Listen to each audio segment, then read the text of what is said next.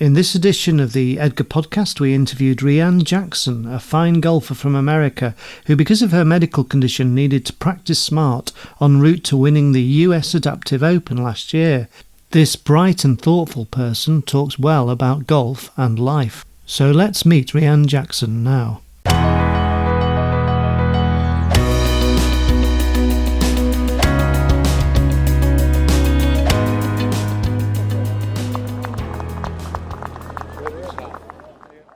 Ryanne Jackson lives in St Petersburg in Florida and loves golf.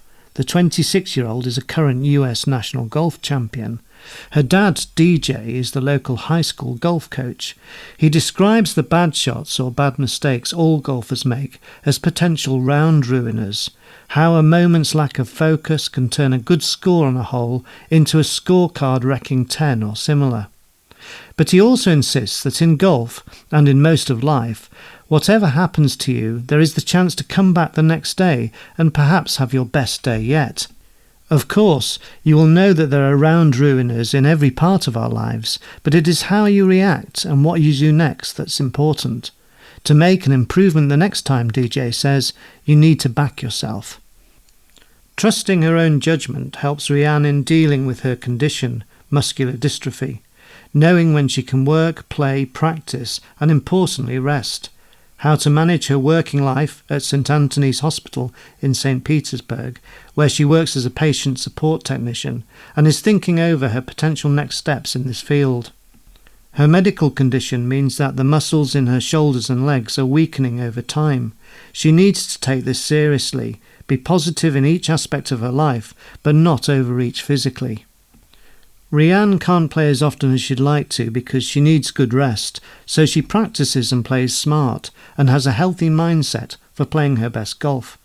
This was all crystallised in July last year when entering her nation's US Adaptive Open for the second time.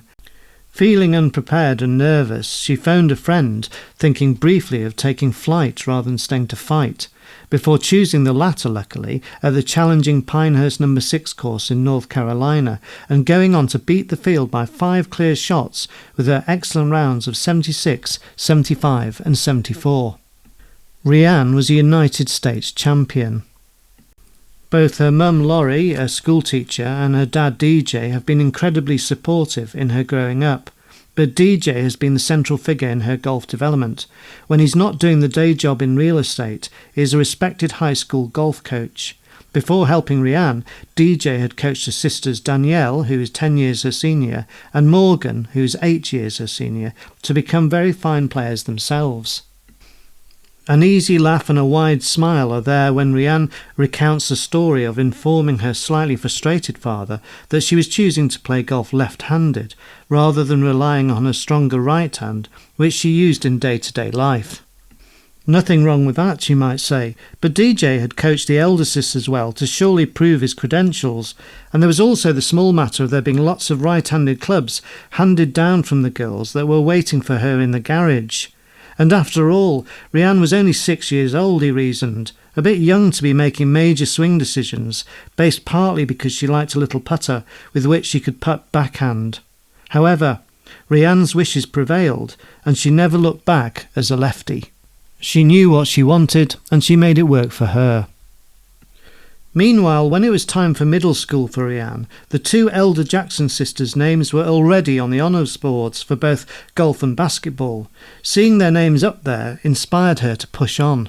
I think it did. The high school that we all went to, there were record boards. So I think kind of going into the school every day, like by the time I was in middle school, my sisters were already in college. So like I would walk into the gym every day and I would see like the basketball record board and see their names. And then I would see the golf record board and see their names. And I'm just like, well, no one's going to know there's a third Jackson if my name doesn't get up there. So it was always a goal to kind of follow in their shoes of like, okay, like this is what I want to do for basketball. This is what I want to do for golf. So to be able to kind of go back to where I graduated from and like see my name with my sisters is one of the things that I would say I'm the most proud of, like in my career this far, you know, little high school sports. But I think a lot of my enjoyment from golf comes out of it's something that I can do with my family.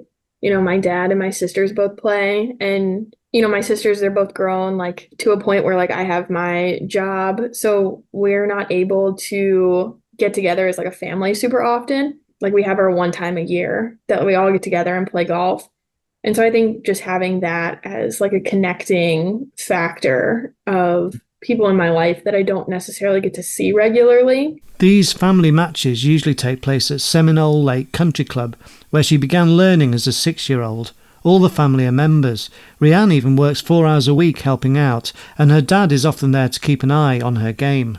My dad used to say that golf is like one of the hardest sports he ever tried because in basketball, you can miss a three-pointer, but you have the same exact opportunity the next time down the court to make a three-pointer, and it doesn't really like affect anything in the game.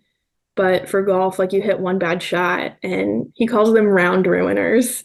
So he says one shot can just ruin your whole round. Kind of to piggyback off that, like even though we have round ruiners, my dad would always say that one round doesn't make a career. So just because you have a round ruiner one time doesn't mean that the next time it can't be completely different and you go out and shoot like the best score of your life. Ryanne believes a lot of her personality comes from her dad, including some inner steel because DJ wasn't afraid to give some tough love at times. Her favourite family story is when she and her high school teammates hadn't played well that day. So Coach DJ temporarily relegated the team name of the Mustangs to that of the Ponies. This inspired the girls to work hard to earn back their Mustang title as quickly as possible. Who wants to be a pony when you can be a Mustang? Ryanne loved college golf in Eastern Illinois, where she studied history along with her golf, and she enjoyed the whole team ethic from these experiences. Through hard work and despite often feeling exhausted and not knowing why, she had improved to become a good single-figure golf handicap and earned a golf scholarship. But there had been a struggle fitness-wise. On the basketball court in her late teens, on the golf course, in school lessons and in the day-to-day, Ryanne started to lose her energy. Fatigue became ever-present. I was a freshman in college when it was finally diagnosed. I think through high school, like playing basketball, a lot of people just saw me as someone who was super lazy and like didn't give 100% when I was playing, but that was kind of my 100%, or at least my way of being able to conserve my energy to be able to play a whole game. And so it wasn't until I went to college and realized I was really struggling to walk the golf course of like playing qualifying rounds and then playing a practice round and then playing tournaments. It was a lot. And so a lot of my teammates were like, oh, she doesn't want to be here. Like she's not trying. And that just like was never the case with me. I was just really trying to do what I could and try to conserve my energy when I wasn't on the golf course. My condition, like it's not well known, I would say. Because doctors, they're like, we don't really know how to help you. Like, we don't think physical therapy is going to help you. But I think kind of being already graduated from high school and being into college, it definitely made me look back on my high school sports career and made me like really appreciative for what I had accomplished. Because a lot of people had said, like, you're only getting to play basketball because your dad's the coach. You're never going to be able to sign a golf scholarship. Like, you're not good enough. And then realizing like I did all of these things, plus I had a disability and had no idea. Like, it definitely made me think like, wow, I was actually very successful. One medical specialist examined how hard some of her shoulder and leg muscles had to work, even in low-level activity, and compared the effort to that of running a marathon. I think so. I've gone to a few doctors and they just look at me and they're like, we don't know how you're able to swing a golf club. Like, we don't understand.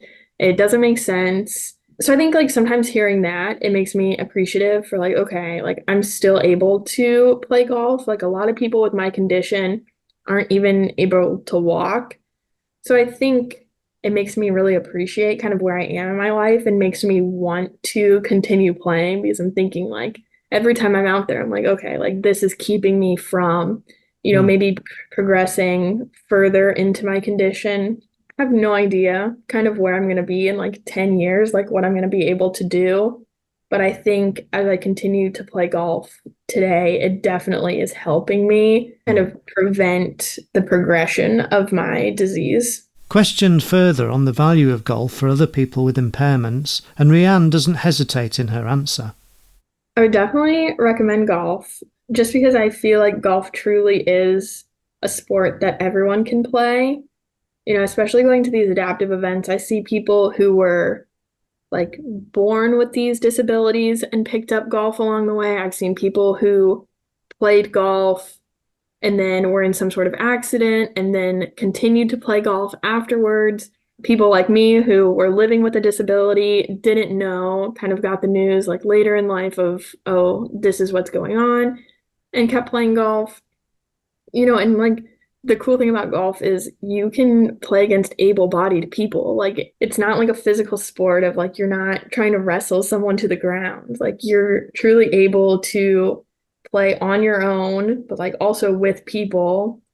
And I think it's just like a great game that like truly anyone can play. And I really like that. Like you can be as good as you want to be because you can go out and practice on your own or just with other people too.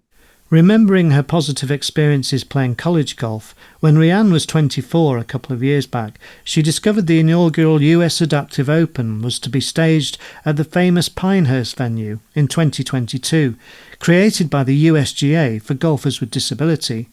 Though she didn't play that well that first time, she enjoyed the experience and signed up to play in 2023, though she did not for a minute think she would be lifting the trophy at the end of the event. I did not expect to win. Like, I remember the night before the first round, I tried calling one of my friends back in Florida, and luckily he didn't answer. But I remember like the phone ringing and just wanting to be like, I'm so sorry. I'm going to embarrass myself this year. Like, I don't feel prepared. And then somehow just went out and shot three of the better rounds of my career and won. And I think after winning in 2023, I was like, wow, like this is something that I actually kind of enjoy doing. Like, let me look into other tournaments in the States. And so I was able to play, I think, three other tournaments after the Adaptive Open last summer. And I think, like, obviously those all kind of helped. I was able to play in Ohio, Georgia, and then Florida. And then this year, I've definitely tried to add on a few extra tournaments just to be able to play because like I've made friends now. When I go to tournaments, I get to just kind of play golf and hang out with my friends. Ryanne will now have the wonderful opportunity of defending her US Adaptive Open crown this July, with the USGA tournament now in its third edition being staged at Sand Creek Station Golf Club near Wichita, Kansas. Here she will face some of the best golfers with disability in the world on this challenging course. Winning the US Adaptive Open earned Ryanne some healthy ranking points on the world ranking for golfers with disability, and she has recently qualified for the G4D Tour for the first time, the tournament series staged by the DP World Tour on Edgar, contested by some of the best international G4D, Golf for the Disabled, players, and taking place at top golf venues as far afield as the UK, Sweden, Germany, the United Arab Emirates, Kenya, and, come the end of April, Ryanne will find herself teeing it up in the G4D Tour CJ Cup Byron Nelson in Texas with a field of players with different impairments playing on the same course, the TPC Craig Ranch, in the same week as the famous professionals we all see on television. I'm very much looking forward to it. I think that it'll probably be one of the bigger events that I play this year, which is exciting. Like my caddy, she lives in Arizona, so she's able to fly in, like she got time off work. And so I think just kind of seeing some of the best in adaptive golf all in one place will be very exciting. And I'll get to see some people that I haven't gotten to meet yet. So I'm really looking forward to it. Ryanne will be joined in Texas by her caddy, Mackenzie, who is a former teammate from college in Eastern Illinois. The pair will no doubt make a great team for the tournament. It is probably high time that Ryanne gave herself a pat on the back for her achievements. She practices SMART, which she hopes also translates to good golf course management in tournaments. This was learned with help from her elder sisters at Seminole Lake. This subject brings her back to the person she thanks most for her golfing mindset. Yeah, I think my dad has always kind of been my biggest supporter through golf. Like he has always been kind of like the biggest cheerleader with even backing, like when I was trying to like going through the process of getting diagnosed. My dad was kind of the one where everyone was like, oh no, she's just lazy, like give up on her kind of. He was like, no, like I think there's like actually something going on here. So like I've always been like super appreciative for him. My mom, obviously, she hasn't been able to go and support me at as many tournaments like in person as she would like, just because she's a school teacher. And so like golf season here is the fall and the spring. But she was able to be there at the Adaptive Open when I won, which was like just kind of like a great moment to be able to share with my mom. And then I would say just like my college coaches that I've had, they had to kind of see like they were in the struggle with me of like figuring out what was going on. I had to petition the NCAA for the use of a golf cart because I couldn't walk the course and carry my bag. I had a few college coaches that really stood by me and were like, we still want you to be able to play here, even though it takes a little bit more effort to bring you to tournaments. So always grateful for them for just giving me a chance. Ryanne might have practiced less than the rest of the field when she arrives on the first tee for the G4D Tour in Texas, or in Kansas for the US Adaptive Open. But that doesn't mean she will be the least prepared. She has DJ's wisdom, even though she didn't follow that to play right-handed, of course. And she has a decade of playing golf to a very high standard. And successfully managing her medical condition while still loving her sport. No player understands their capabilities better than Ryanne knows hers. She also understands that while the odd round ruiner can affect anyone, it's how you come back the next day that really matters. If that's Ryanne's and DJ's secret, it's a good one.